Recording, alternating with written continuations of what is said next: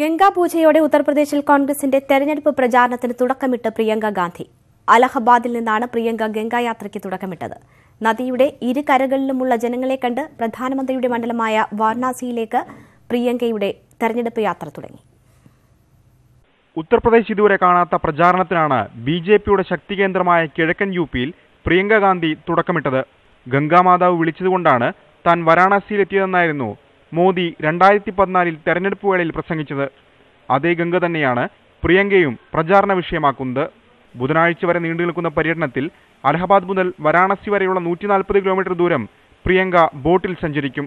ഗംഗയുടെ കരകളിലുള്ള ജനങ്ങളോട് സംവദിക്കുന്നതിനൊപ്പം നദിയുടെ ശോചനീയാവസ്ഥ മുഖ്യ പ്രചാരണ വിഷയമാക്കുകയാണ് ലക്ഷ്യം. ആദ്യ ദിനം സിർസ, സീതാമണ്ഡി എന്നിവിടങ്ങളിലെ ജനങ്ങളുമായും പ്രിയങ്ക സംവദിക്കും. വിദ്യാർത്ഥികൾക്കൊപ്പം ബോട്ട് പേ ചർച്ചയും സംഘടിപ്പിച്ചിട്ടുണ്ട്. യാത്രയ്ക്കിടെ പ്രധാന ക്ഷേത്രങ്ങളിലും പ്രിയങ്ക ഗാന്ധി സന്ദർശിക്കും.